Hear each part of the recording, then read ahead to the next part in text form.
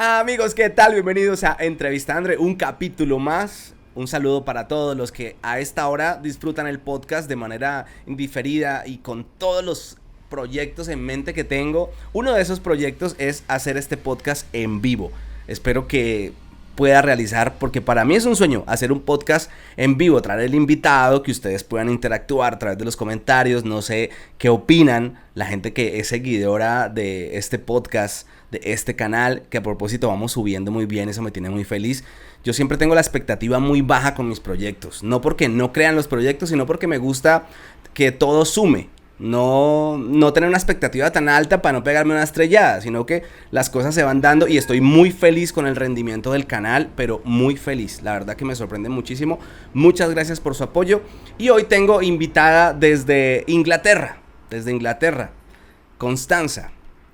Está en una ciudad que se llama Stockton-on-Tees, espero haberlo dicho bien, además que es profesora de inglés. Ay, Dios mío, no. Voy a saludarla de una vez. Hola, Connie, ¿qué tal? ¿Cómo estás? ¿Cómo estás, Andrés? ¿Cómo te ha ido? Muy bien, ¿sabes? Muy bien y muy contento de tenerte por aquí. Sé que vamos a tener una conversación muy amena, muy chévere, porque sé que puedes aportarnos muchísimo. Tienes bastante experiencia, has viajado muchísimo, ya hablaremos de todos esos viajes. Sales muy temprano, a muy temprana edad de tu natal Bogotá, a los 19 años, y creo que tienes mucha tela por cortar, mejor dicho. Voy a tratar de hablar poco, yo siempre hablo muy poco, el que habla es el invitado. Y bueno, de una vez, después de saludarte, quisiera preguntarte, a los 19 años, ¿cómo es esa historia que te vas para los Estados Unidos a aprender inglés? Yo estudié, salí de un colegio privado que está en entredicho hoy en las noticias en Colombia, Uh-huh. con lo que está pasando con el alcalde Daniel Quintero. Y estudié preescolar en un instituto, en ese momento era 1979, y ya pueden más o menos darse cuenta de mi edad. Y entonces estudié preescolar, que no era lo que yo quería estudiar. Uh-huh. Yo quería estudiar medicina y no pude estudiar medicina porque mi examen a la Javeriana no fue suficiente. Y cuando fui a pedir que si podían hacer una revisión de mi examen o de mi puntaje, uno de los decanos, el padre que estaba en ese momento encargado, me dijo que no, que yo no era una buena candidata para estudiar medicina ni para ser médico, porque le quitaba una plaza a un hombre. Uh-huh. Me fui muy triste y empecé a estudiar preescolar porque vengo de una familia de educadores y lo que se esperaba de mí era que fuera educadora. No me arrepiento, no le voy a dar la razón a quien me dijo que no podía haber sido una buena médica, sí. Pero tal vez he sido médica en otro sentido, ¿no? Una médica más emocional. La docencia, la pedagogía es también sanar. Uno enseña, pero sana también, y uno enseña con propósito. Uh-huh. Entonces, cuando eso se hace bien, sientes que estás satisfecho con lo que estás haciendo. Por lo regular, cuando a uno le dicen algo que usted no sirve para esto, uno más mete la cabeza y persevera. Y yo creo que el hecho de que lo subestimen a uno, eso hace que tenga uno doble motivación para hacer algo. Pero en tu caso no fue así. Sí. No fue así, pero además porque, pues sí, tengo que reconocer que pues lo acepté así nomás. Uh-huh. y pues había una figura paterna muy fuerte encima que básicamente tampoco me dijo inténtalo otra vez. No pasaste ahí, vas a hacer esto. Uh-huh. y básicamente lo acepté, así es.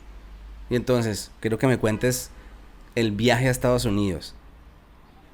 Termino de hacer esa carrera intermedia, digamos, me fue muy bien y me voy para Estados Unidos. Yo le digo a mi papá que quiero estudiar inglés y uh-huh. Mi papá me dice que sí, que con mucho esfuerzo me acompaña en eso, pero que no me puedo devolver a los 2 meses llorando porque me da mamitis, ni mucho menos, que es un esfuerzo grande. Entonces voy a Estados Unidos, a Boston, y estudio inglés.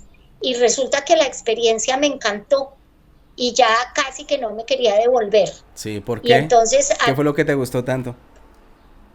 sentirme libre, sentirme en un sitio donde no era juzgada, en un sitio donde era anónima, donde no era la niña de la casa, ni había expectativas de nada, o sea, era como, y tomar Sí. mis propias decisiones. ¿Te gustó Es probar la que, calle? sí, y tomar mis decisiones. Pero ahí estabas apoyada económicamente por tus padres. Total, total, claro que O sí. sea que eran decisiones a medias. Ahí medio Así consensadas con es. ellos. Así es, ¿Cuá- así es. Y fíjate que entré a la universidad, en la universidad donde estaba, en Boston University, y empecé a trabajar en la cafetería. Mm, Y entonces yo arreglaba los trolleys de los almuerzos y eso, y esos camajanes enormes de los jugadores de fútbol americano y de esos deportes y de baloncesto. Ya me conocían, hi Connie, y trabajé ahí. Mi papá se puso muy bravo conmigo porque ese trabajo pues no ujú, era para él el adecuado, pero me empecé a ganar mi dinero yo ujú. y eso me dio independencia. Aún más. Mejor dicho, la perdieron. Sí, un poquito más, me perdieron. Sí. Ahí sí, sí, Y bueno, sí. ¿cómo te fue? ¿Cómo te va con el estudio allí? Muy bien, muy bien. Hago un máster en ciencias de la educación y me va muy, muy bien y regreso a Colombia a trabajar eh, en el negocio Mm. familiar, digamos, en la institución familiar. ¿Hace cuánto, perdona, cuántos años tenías ahí cuando regresas? Ten, tenía 21 años. Duraste 2 años en los Estados Unidos. Cuando dices negocio familiar, ¿es que tu familia tiene algún colegio, una institución, Sí, algo así? sí, ajá, ¿Aún? sí, sí, Entonces llegas a estudiar allá, pues ya tienes el trabajo, bueno, regresas como la famosa zona de confort, ya está todo cuadrado, véngase total, para acá, prepárese allá y venga a estudiar aquí. ajá. ¿Cómo se negocia con la familia para trabajar dentro de la misma familia en un negocio como tal, que me imagino que es tu papá, o no sé quién es el alto cargo ahí, quien determina el salario, ahí, ¿cómo se negocia?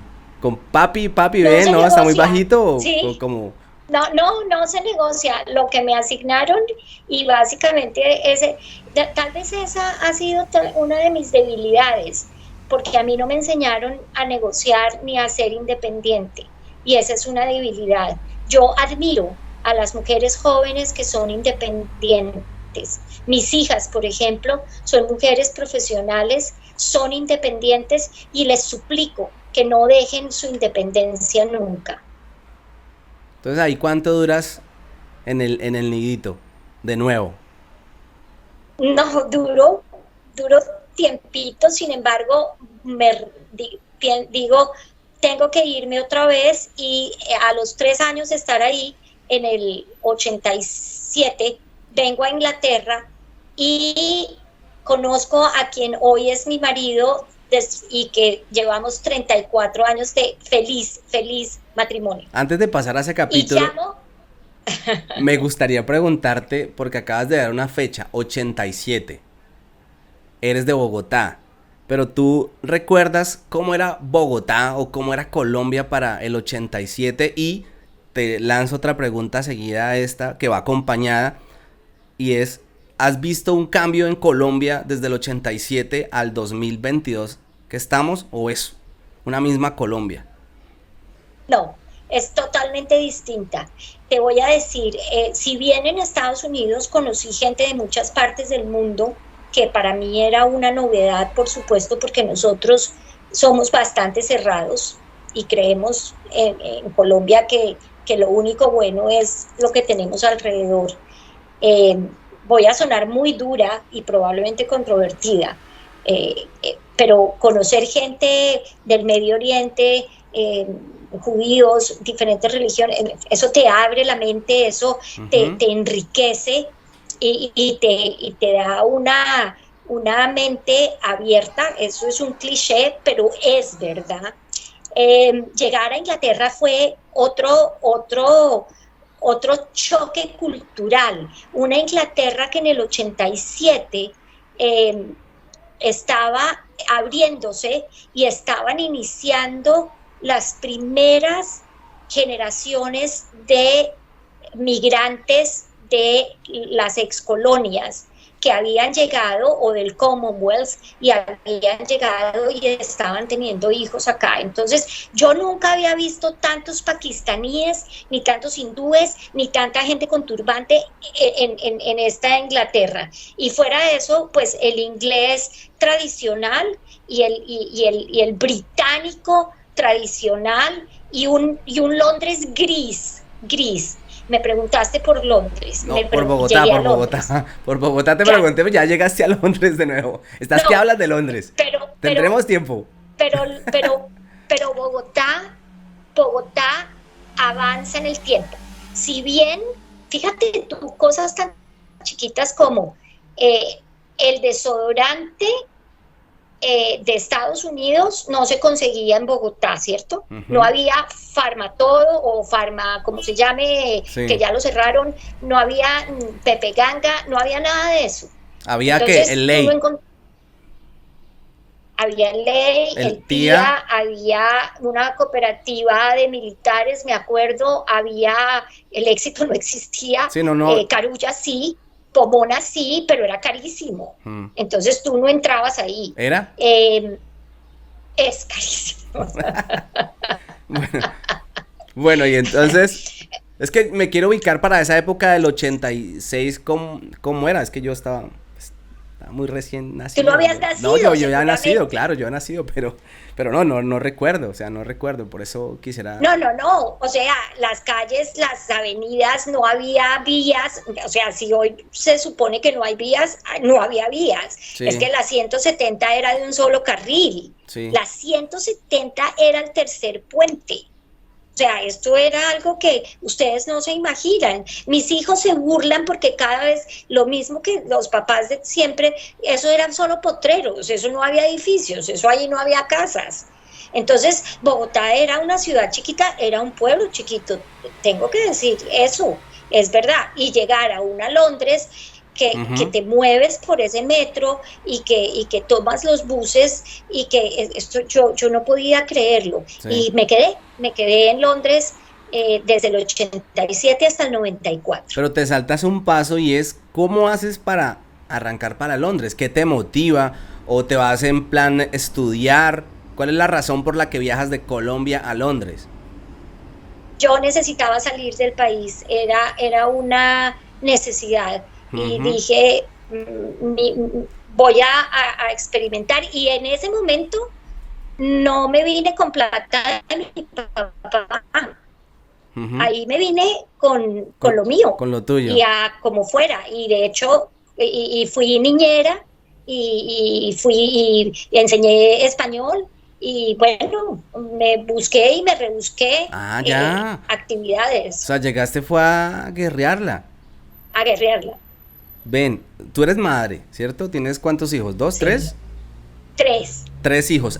Yo le escuché alguna vez a un amigo, muy amigo mío, hablar de uno de sus primos, y lo decía con mucho orgullo, y yo dentro de mí decía, no sé yo qué tan capaz sea de hacer eso, de dejar que mis hijos vayan a otro país rápido a prepararse, a estudiar. Él decía que era lo mejor que le podía pasar a los hijos de él, dejar que a sus 15 años, ya hay uno que está en Alemania, la otra se fue para Inglaterra, 15 años, y yo decía, pero es que 15 años, yo tengo un hijo de 15 años y no me lo imagino en eso, ya, quizás el error que comete uno de ser tan sobreprotector, pero tú que sabes de primera mano eso, ¿te parece que está bien dejar que los hijos se vayan a otro lado súper temprano para que abran esa mente, así como tú? Porque tú dices, a los 19 conozco Estados Unidos y me doy cuenta que hay otro mundo, que no todo es Colombia, y que... Tal cual. Y entonces ya después de que diste ese paso, ya nadie te detiene.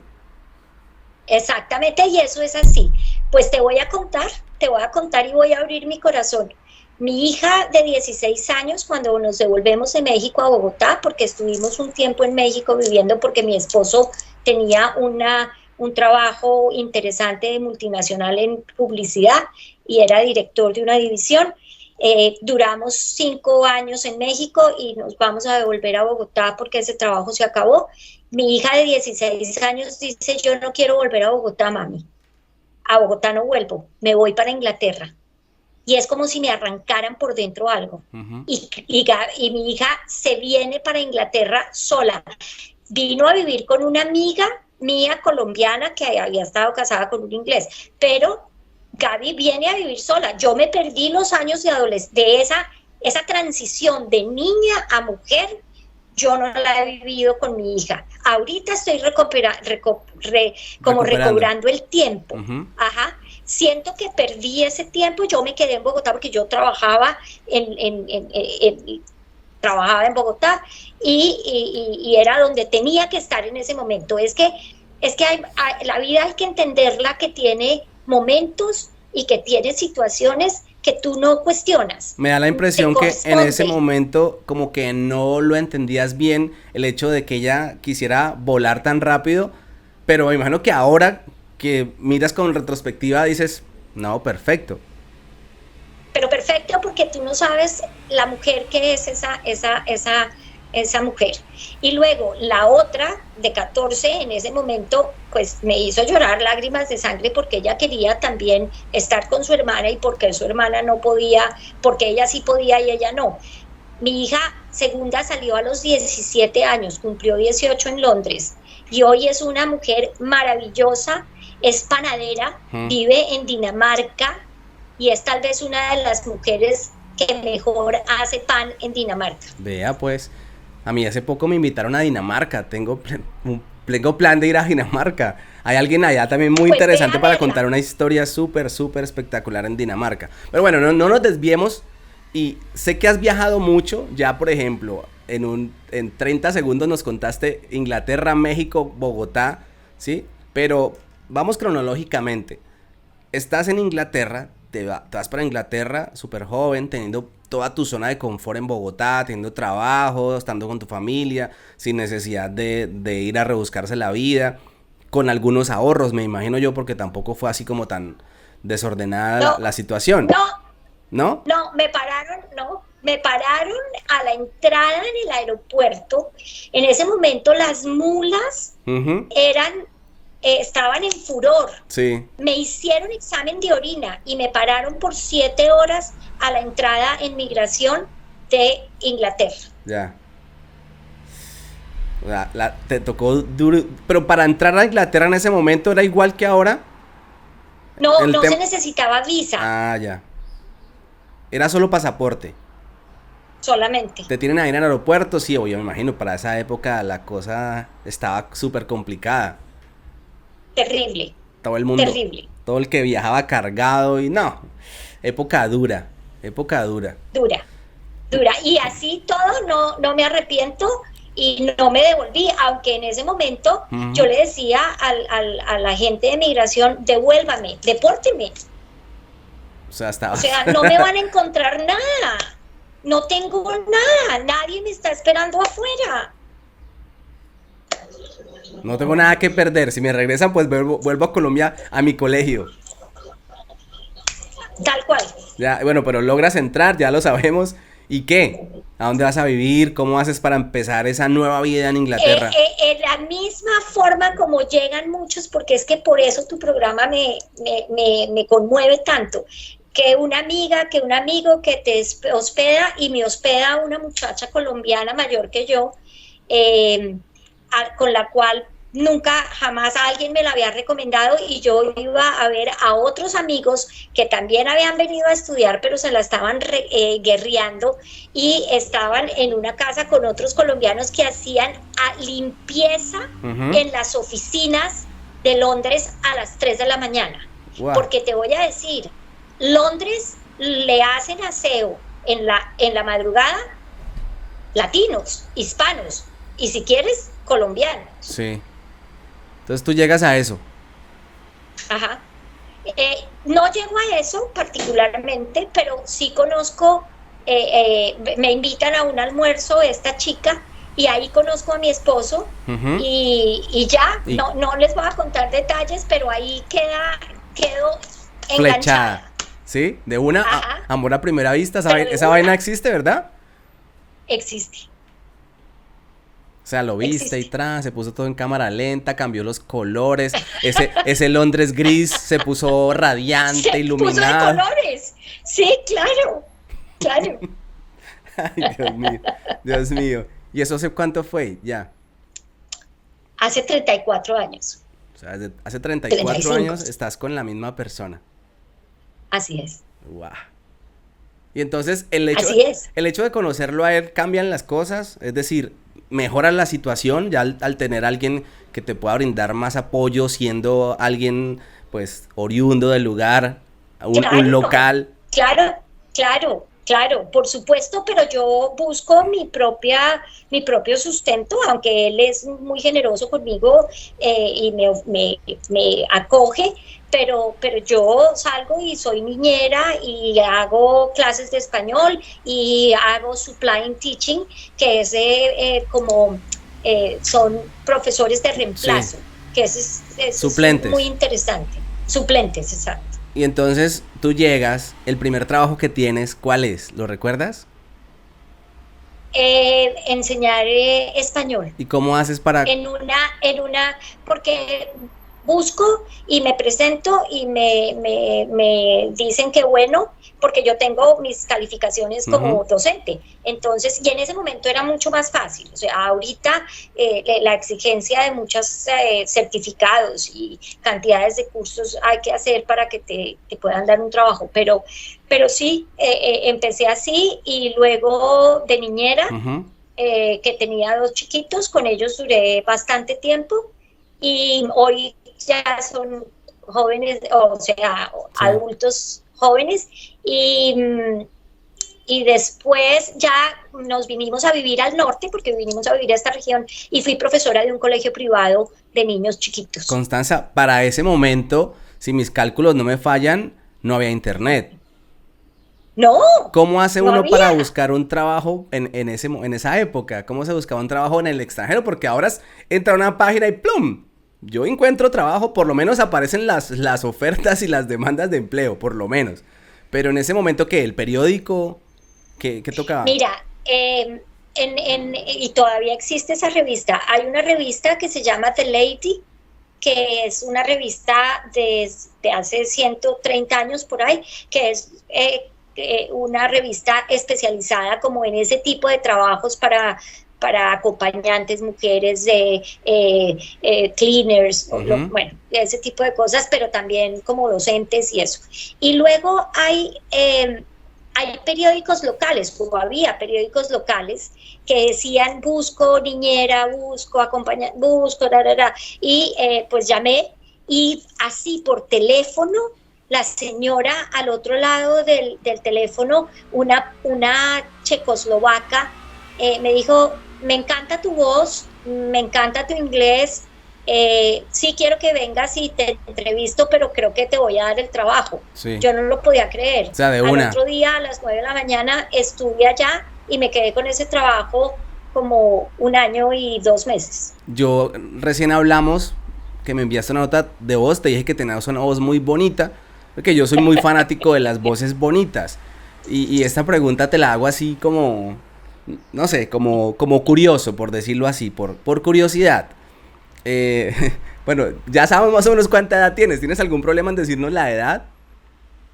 Cumplí 60 este año, Bueno, soy una senior citizen. bueno, 60 años. A los 60 como uno conserva la voz así como si fuera como una persona 19. Que yo quiero llegar a los 60 conservando la voz que tengo.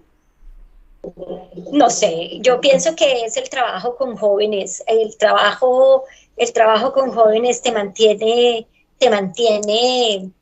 viva. Ya no hay otro secreto. Yo pensé que tómese una agüita de No, tal cosa o alguna vaina no, así, pero bueno, listo. Trabajar con jóvenes. Me pondré a la tarea sí. entonces. Entonces buscar trabajo, ven, y buscar trabajo por la radio no se buscaba trabajo en ese tiempo, no había como eso como en No, Colombia que habían esos, no sé si todavía existan, esas emisoras donde publicaban los anuncios de trabajo. Me imagino que también en Inglaterra, o esa modalidad solo es una colombianada. No, yo pienso que es una colombianada, Pero, eso no se hace acá, acuérdate, y además ujú, era más cerrado, Inglaterra era muy cerrada, acuérdate que digamos, el medio de comunicación oficial es la BBC, claro, hay emisoras comunitarias ya me imagino a y la hay BBC poniendo mucho anuncios de trabajo trabajo. comunitario, sí, Se sí, busca sí, o plomero. sea, Atención, eh, alerta. eso no lo encuentras. Hoy en Facebook me sorprende mucho que muchos grupos de Facebook sí tienen eso. Ujú. ¿Cómo trataban al extranjero en Inglaterra para esa época?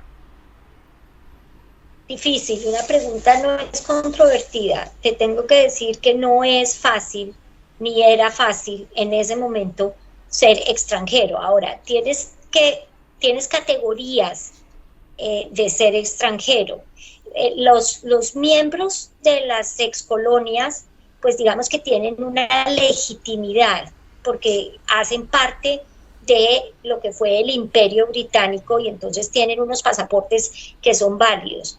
Aquí no hay comunidad hispana como tal grande, cada vez crece más, cada vez crece más. Y Londres tiene una colombianada Ujú. enorme, restaurantes donde vas a comer tamales o vas a comer ajiaco o bandeja paisa, cada vez más grande, cada vez más grande. Pero en esa Pero época, nada, no había nada, o sea, los restaurantes que encontrabas eran hindúes, pakistaníes, italianos, y bueno, había un boom, sobre todo en Central London, en la parte central, en Covent Garden, que había restaurantes lindos y ricos, costosísimos, pero que tú tengas, digamos, una multiculturalidad como lo puedes tener en Nueva York, como lo puedes tener en Los Ángeles, como lo puedes, no, o sea, Inglaterra sigue siendo mucho muy, más muy cerrada cerrado. y mucho más conservadora. Y el saber inglés, me imagino que ayudaba en ese tema de la integración aún más. O sea, el llegar allá Total, sin saber inglés debe ser una vaina jodidísima. muy difícil, muy difícil. Fíjate que en este momento estoy trabajando con refugiados y asilados políticos como voluntaria y hago un trabajo que me llena y me da propósito en la vida y pienso que yo tengo que retribuirle a la vida todo lo que me ha dado, pero es muy difícil, es muy difícil. Ahora, ellos no vienen porque escogieron, Ujú. ellos vienen porque les tocó. ¿Y ahí qué te toca hacer en el idioma? ¿Ayudarles con el tema? Eh, sí, ayudarlos con el idioma, digamos, un poco a integrarlos, a incluirlos, a que haya un poco de interacción. Hacemos un programa los miércoles es muy social y muy emocional al mismo tiempo, ¿no? Y te voy a decir, están llegando muchos salvadoreños acá. La situación es muy difícil. Y entonces ahí tú estás trabajando de lleno en eso o es como algo alterno que haces. Es algo alterno que hago a otros proyectos que tengo. Este es en vivo, digamos, en face to face, Ujú. en persona, pero hago, por ejemplo, enseño inglés, tengo un programa que se llama Let's Talk. Let's Talk está on Zoom. Cualquiera que necesite Ujú. mejorar su inglés o que quiera tener una entrevista en inglés y practicarla, yo les doy sesiones a un costo favorable y estoy haciendo eso, desarrollando ese programa. Hay muchas cosas en internet, la verdad es que encuentras cantidades de cosas, pero yo hago mi programa muy a la medida y Ujú. muy ajustado a lo que cada persona necesita. ¿Cómo es el trabajo en B, allá en Inglaterra? O sea, esa economía sumergida, ese trabajo irregular. Eh, eh, es casi que inexistente, ¿sabes? Es casi que inexistente. La gente cumple con todas las normas. No es fácil. Ahora, las ciudades grandes tienen ese trabajo irregular, pero las ciudades pequeñas no. No, ¿Por no lo qué? encuentras. Porque, porque es penalizado. No, o sea, no lo hacen. La gente cumple las normas. ¿Qué es lo que, fíjate que o sea, esa es como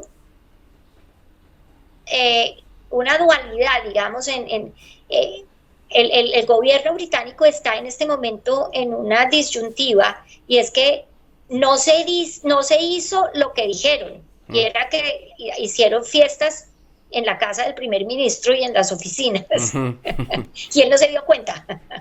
Ay, Dios mío. Dice.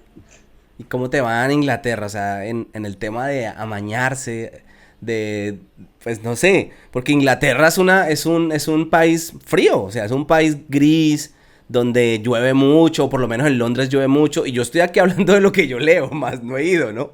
No he ido, espero ir algún día a conocer Inglaterra, me encantaría ir a un partido de la Premier League por allá, a ver cualquier equipo, al equipo más pailas de la Premier, pero me encantaría. Pero con pues ese tema, invitado. con ese tema, ¿cómo hacen? O sea, ¿cómo hace un latino en Inglaterra para poderse adaptar? Porque obviamente uno se adapta a todo, si se adapta uno a climas más fríos.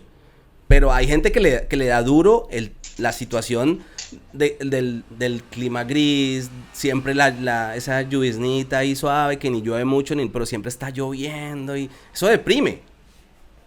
Es así, y no es fácil, pero uno se adapta. Yo siento que, bueno, lo que pasa es que tengo más cerquita a mis hijos, y ya no tengo esa como...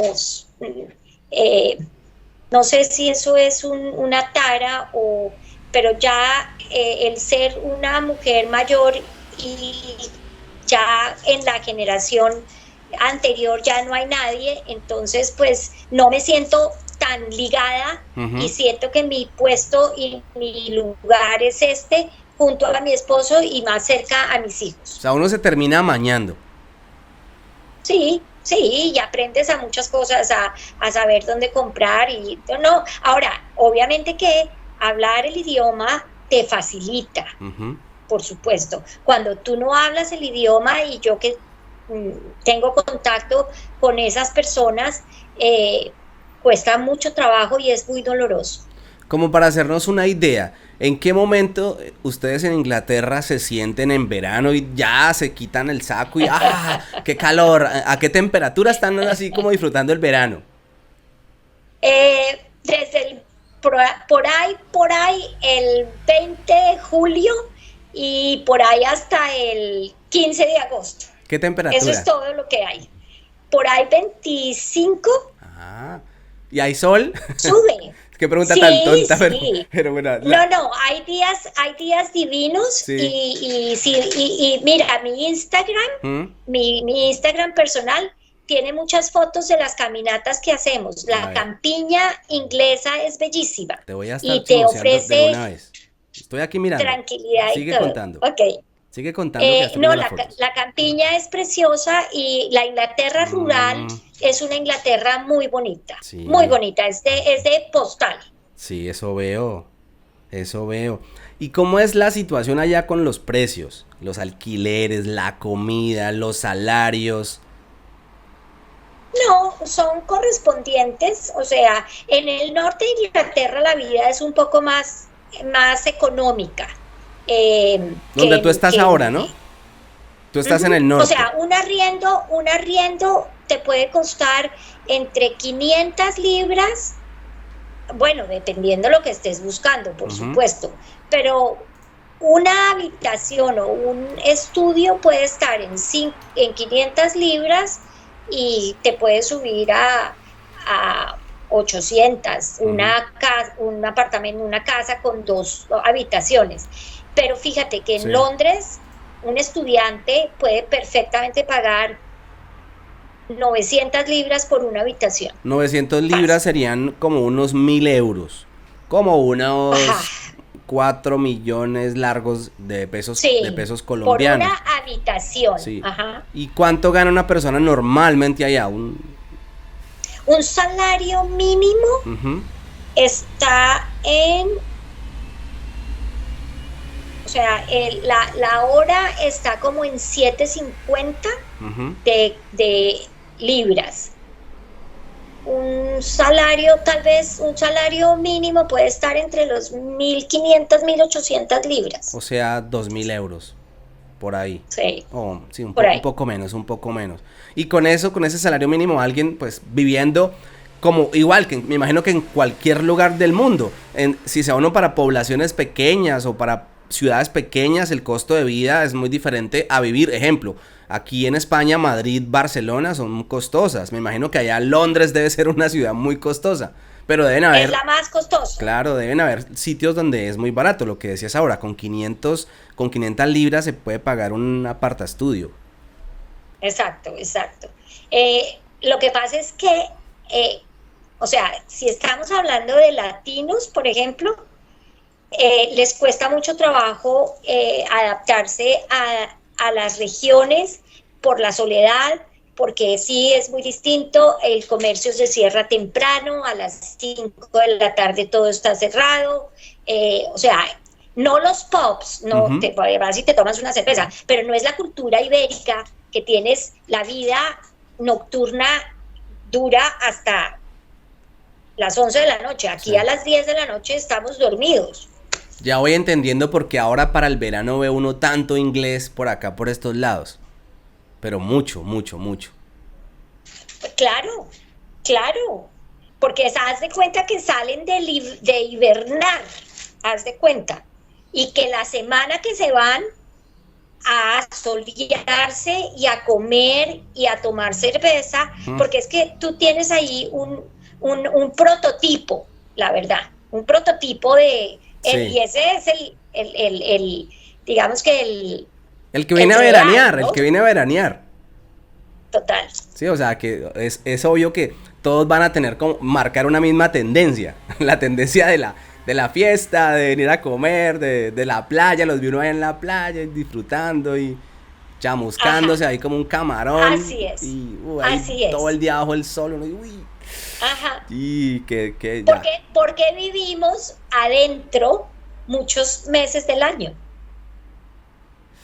Ay, Connie. Bueno, tú me estabas contando ahora, antes de empezar a conversar acá en la grabación, que en México empezaste un proyecto y eso me pareció muy chévere que lo habláramos también acerca del proyecto que empezaste en México de una manera muy altruista, queriendo ayudar a los demás, y eso me parece muy chévere que no lo dejemos pasar y que lo hablemos.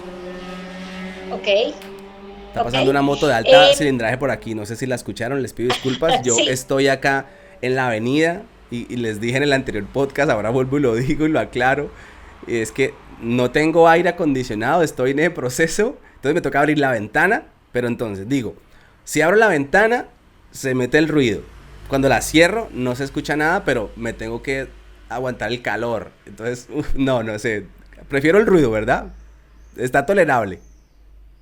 No se oye, bueno, yo no lo oigo. No, es que ahorita la moto sí pasó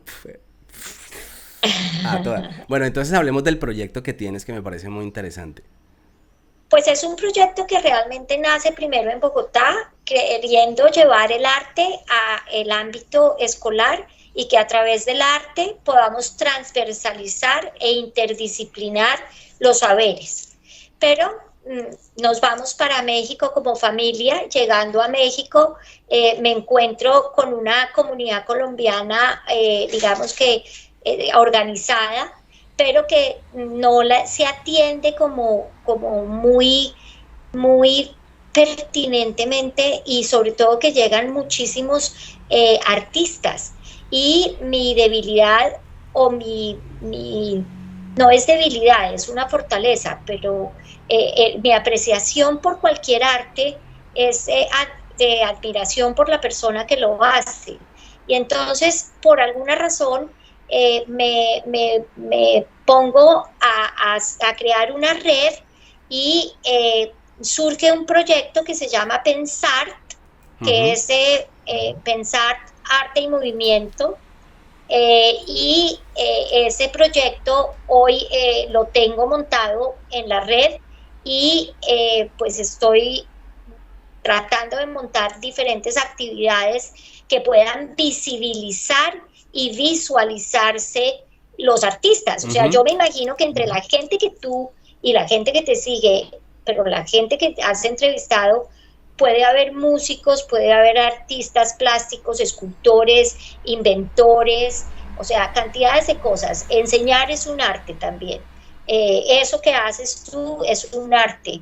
Y entonces como crear una plataforma virtual, un centro cultural virtual donde podamos encontrarnos, ese es mi sueño, tener una plataforma robusta en donde sea colaborativa y donde todos puedan caber o podamos. Súper chévere. Y la idea es, cuando tú empezaste ese proyecto allá en México, ¿cómo promueves a esas personas que apoyas o que ayudas? Tratando de buscarles sitios donde los vean. Entonces, por ejemplo, creamos el Día de las Velitas y nos reuníamos, durante 4 años nos reunimos en un parque en Ciudad de México, en el Parque México, de hecho, y allí prendíamos las velitas. La alcaldía nos dejaba estar desde las 5 de la tarde hasta las 9 de la noche y llegaba la gente y teníamos siempre hay la señora que hace empanadas y la señora que hace tamales y la señora que hace pan de bono y entonces poníamos a la venta eso, ellos ganaban eso, nadie tenía que pagar nada y simplemente era una convocatoria abierta y nos fue muy bien porque era un día especial, el Día de las Velitas. Y hablando de tradiciones, digamos, en Inglaterra se celebra la Navidad, o ¿cómo celebras tú la Navidad en la familia? ¿Cómo es esa Navidad, ese 31 de diciembre, ese Año Nuevo? ¿Cómo son esas festividades o esas fechas? Bueno, alrededor de la comida, ¿no? Alrededor de la comida, el 24 de diciembre normalmente hacemos nuestra cena, pero el día de Navidad se celebra el 25 y ahí están los regalos y es el almuerzo de Navidad donde los abuelitos ingleses. ¿Queman año viejos o no? No, imagínate que este año yo hice un emprendimiento con una de las refugiadas o de las mujeres que vienen de El Salvador. Hicimos unos años viejos y los vendimos aquí en Inglaterra por correo. Los puse en Facebook y ¿con pólvora y todo viejos. O no? No, pero hicimos unos muñequitos muy lindos y nos los compraron, efectivamente. Bueno. Pero no se quema el año viejo. ¿No? Y no se sale a las calles a dar el feliz año tampoco. No. Hace mucho frío. Claro, pleno diciembre, Dios mío, ¿quién va a salir feliz año para ir con el helado uno, Dios mío? No hay chance que yo saque las narices a la puerta, no hay chance. Bueno, te voy a hacer una pregunta muy seria, que aquí la tengo, aquí puse mi chivita para que no se me fuera a olvidar, porque ahora que estamos hablando, dije, le voy a preguntar a Constanza, ya que está hablando de eso, acerca de una duda que yo tengo, y sobre todo, a raíz de que hay una horda de gente, que yo no juzgo a nadie, entiendo que cada persona tiene su opinión distinta con base en lo que tenga en su cabeza o sus ideales y bueno, cualquier cuestión que lo motive, ¿ya? Pero veo que en los comentarios a la gente que invito al podcast se le juzga mucho, se le da muy duro, especialmente el que migró por su forma de expresarse. Yo digo, esta persona está por fuera, esta persona cuando vino quizás vino en las mismas condiciones que vino esta persona, pero se le olvidó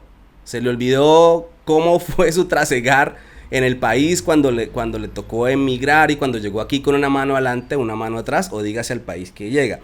Yo lo llamo el pedestal de la sabiduría. Se sientan allá, en el pedestal de la sabiduría, a impartir justicia. ¿Tú cómo ves esas personas, o con qué ojos ves esas personas que pasan por este podcast contando historias duras de siempre les tocó vender sus cositas para poder salir, algunos llegan con muy pocos recursos y es tan difícil entender, y yo también entiendo la parte de las personas que están del otro lado del concepto y dicen, no, pero es que vénganse, pero planifiquen las cosas, vénganse con dinero, pero ¿quién entiende a las personas que están en una situación de desespero total? En tu caso pues eras una persona, no sé si me equivoque, privilegiada, que tenías tus Sí, privilegios es en así, Colombia. eso es así, es así. Pero no todo el mundo en Colombia. Yo creo que la minoría es los privilegiados. Colombia es un país súper desigual. Entonces, ¿tú cómo ves, con qué ojos ves esas personas que salen en esas situaciones tan desesperantes del país? Yo pienso que la persona que imparte justicia y que tuvo que pasar dificultades, se le olvidaron. Y de pronto está en una zona de confort, y en la zona de confort tú te sientas en un asiento con justicia, es decir, con una varita que apunta y dice eso es así o así o asá. No te pones en los zapatos del otro, no imaginas con las necesidades que vienen ahora o antes o con las que llegaron y por qué decidieron migrar. Uno decide migrar con diferentes razones. Hay otros que no deciden migrar, sino que les toca migrar. O sea, esa es la gran diferencia.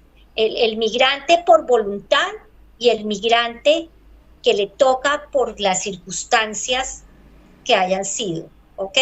Entonces, yo veo, y eso digamos que lo he estudiado un poco, es el fenómeno migratorio en diferentes épocas en Latinoamérica y sobre todo en Colombia.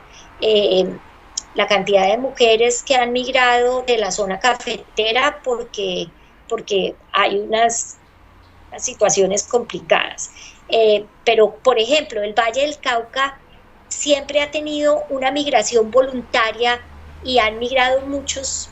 En los años 60 hubo una ola migratoria impresionante de vallecaucanos que se fueron para las grandes alturas de Nueva York, en unos sitios donde había unas fábricas de ropa, de algodón, porque traían el algodón y entonces ahí llegaron costureras y costureros, y por eso hay tanto tercera generación de origen colombiano allá. Entonces,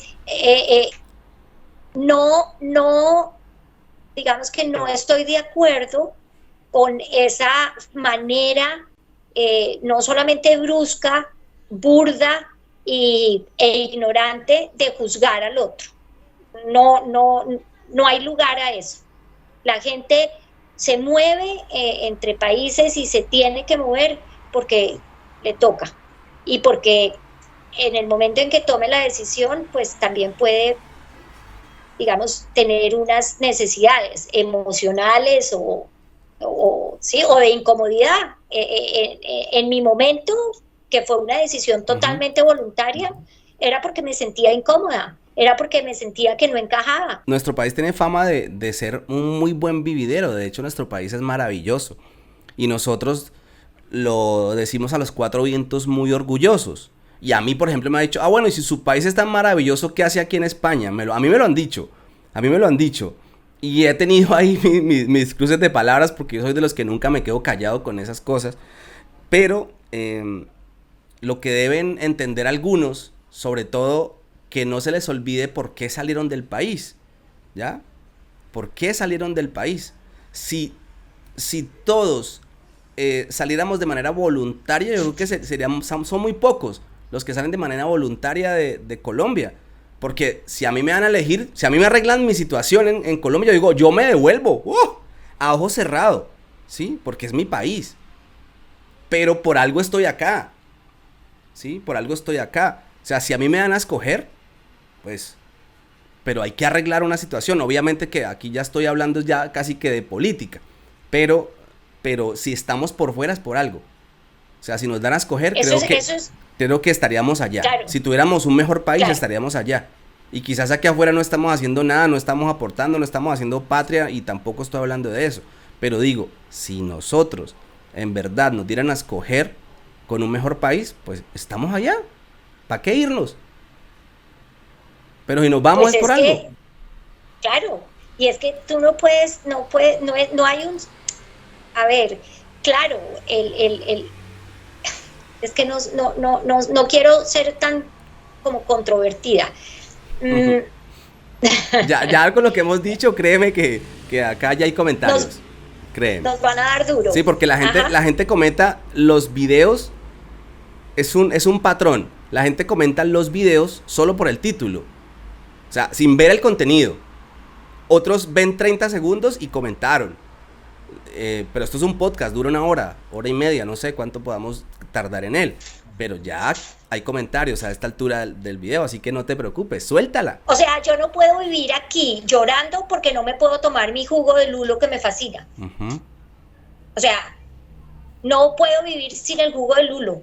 No, claro que puedo vivir sin el jugo de lulo. Y para eso compro mi harina pan y hago una arepita. Y me como un pedacito de mi tierra. O me tomo un chocolate caliente. Sí. Ayer lloré cuando me estaba tomando un chocolate. Y le dije a mi esposo, esto es... Ayer tuve un día muy duro con mi trabajo voluntario. Fue un tema muy, muy complicado. Te y cargaste. muy fuerte.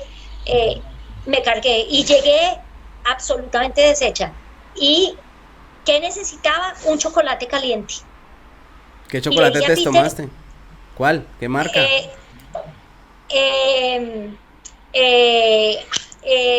Corona, No, Looker, ¿cuál? el amarillo, el amarillo con verde, ¿cómo se llama? Corona. ¿Especial? Sí, pero... O Corona. Sí.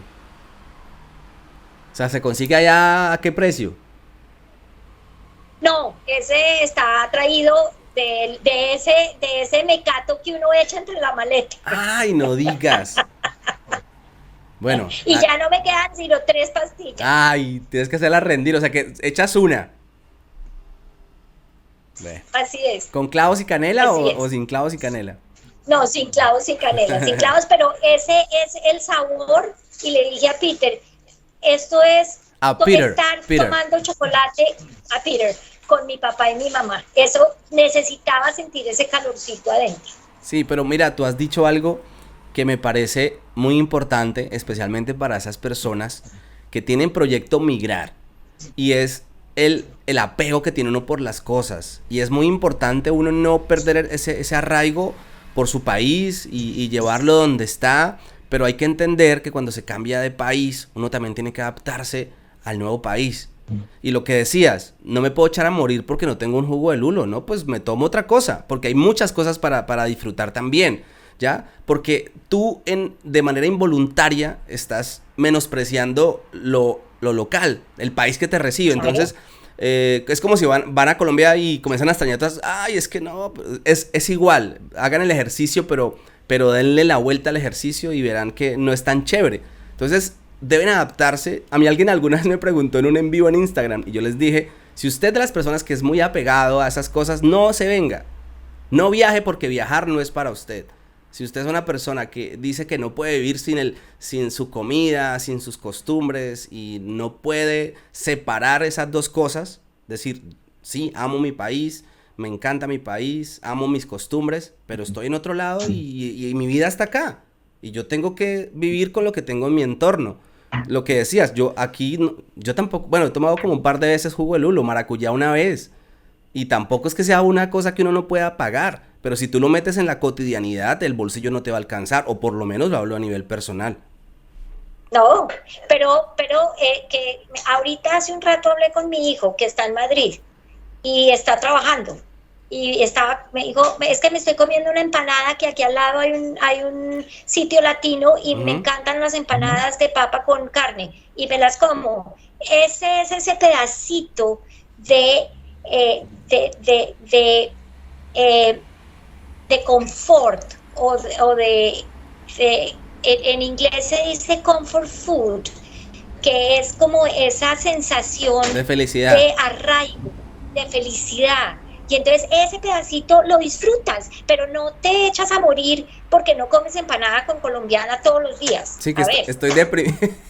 Estoy deprimido porque me hace falta la comida. Ay, Dios mío. Pero bueno, yo creo que también esto es parte de un proceso. Algunos tardan más, otros tardan menos, pero son procesos. Oye, hablando de eso, ¿tú cómo vas con la comida inglesa? Porque te lo voy a decir por qué, antes de que me respondas. La empanada colombiana es muy rica, Pero uno es ciego, ¿no? Y eso está bien, amar lo de uno. Pero hay otras cosas también muy ricas. Ejemplo, yo que día probé la empanada dominicana y esa vaina es espectacular. Los dominicanos cocinan una locura. Ese arroz con gandules, o sea, ese pollo como lo hacen, los dominicanos cocinan delicioso. Y uno como que las dudas, uy, no, pero eso ¿qué es? ¿Ya? Yo esa empanadita les vi me entraron como las dudas. Y después de que le eché muela, dije, esto está espectacular. Entonces, ahí está también el punto para decir, hay que abrir un poquito la mente cuando uno decide emigrar. Pues mira, acá no hay, hay empanadas también, por supuesto que hay empanadas, pero fíjate que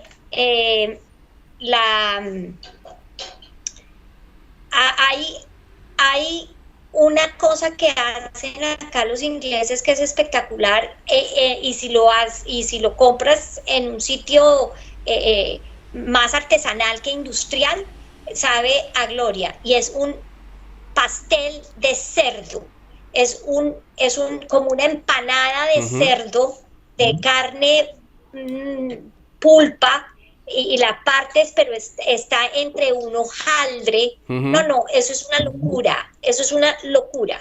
Yo no soy vegetariana, ¿no? O sea, sí. y habrá gente ¿Y cómo se llama? Vaya a decir pork pie. ¿Pie? Pork pie. ¿Como pie de cerdo? Pie. Como pie de cerdo, haz de cuenta. ¿Sí? Ajá. Pero es exquisito. Ajá. Es mi debilidad. Vea, pues. Sí, yo creo que también es un proceso, ¿no? Un proceso de adaptación. Ajá. Ay, Constanza. Y entonces ahora mismo, ¿cuál es tu actualidad laboral? Aparte de lo que contabas que estabas haciendo voluntariado y esa otra alternativa o por lo que alternas tu trabajo, ¿pero tienes un trabajo? No. O sea, lo que estoy haciendo todo es, digamos que ad hoc, si quieres decirlo así.